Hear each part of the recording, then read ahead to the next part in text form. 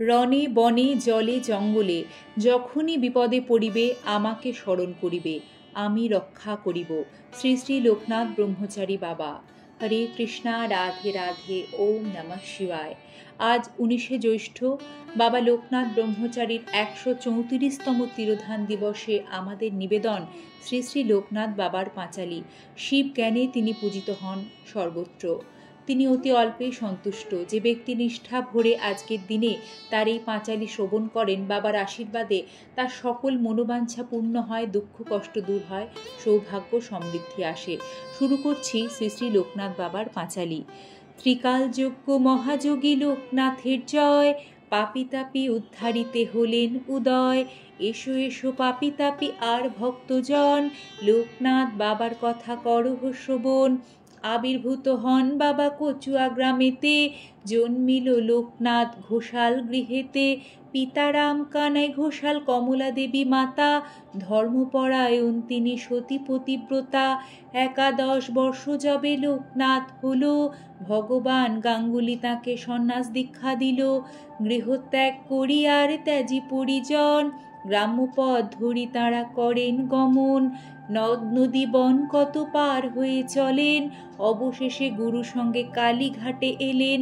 বেণীমাধব বাল্য সাথী সঙ্গেতেই ছিল, শিষ্যদয়ে গুরু নানা যোগ শিখাইল।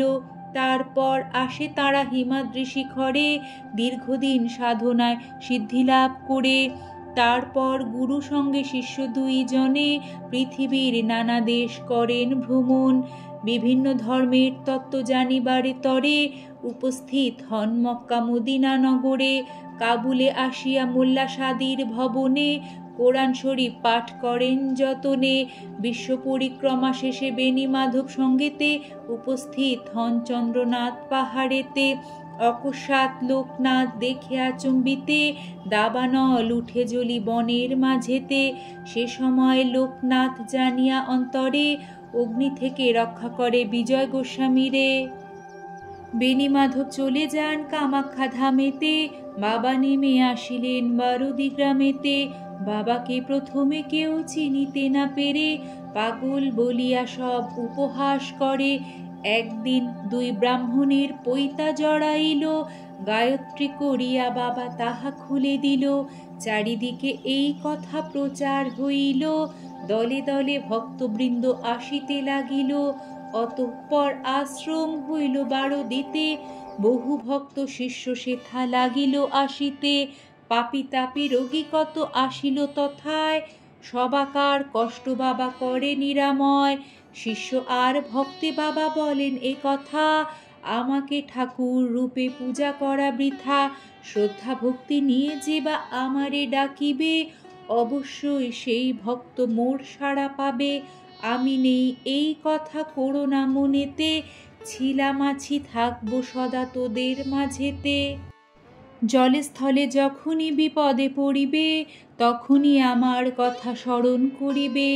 এই রূপে লোকনাথ কত লীলা করে, কার সাধ্য সেই সব বর্ণিবারে পারে। 160 বৎসর বাবার বয়স হইল, মর্তধাম ত্যাজিতে বাবার ইচ্ছা হলো। 1297 সাল 19শে জ্যৈষ্ঠতে, দেহত্যাজি যান বাবা অমর লোকেতে। যার ঘরে বাবার চিত্র রাখিবে যতনে, অন্য কষ্ট থাকিবে না তাহার ভবনে। রোগ শোক দুঃখ কষ্ট সব দূরে যাবে, পুত্র পৌত্র সহ সবে আনন্দে থাকিবে। বাবার পাঁচালী যে বা পড়ে কিংবা শুনে, পুণ্যবান সেই জন সদা রেখো মনে। কোনো মন্ত্র কোনো দীক্ষা নাই তাঁর নামে, তাঁর নামই মহামন্ত্র এই মর্তধামে।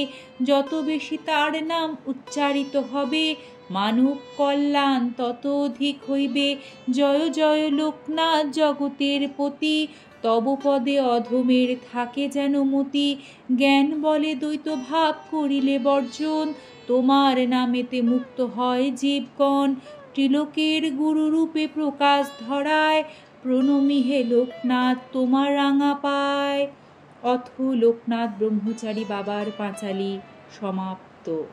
জয় জয় লোকনাথ জগতের পতি, তব পদে অধমের থাকে যেন মতি। জয় বাবা লোকনাথ, জয় মা লোকনাথ, জয় গুরু লোকনাথ, জয় শিব লোকনাথ, জয় ব্রহ্ম লোকনাথ। বাবা লোকনাথের এই পাঁচালি ছড়িয়ে দিন সকলের মাঝে। বাবার আশীর্বাদ বর্ষিত হোক আপনাদের সকলের ওপর। আজ এ পর্যন্তই। আগামী পর্বে এমনই কোনো বার্তা নিয়ে আবারও হাজির হব। সকলে ভালো থাকবেন। হরে কৃষ্ণা, রাধে রাধে।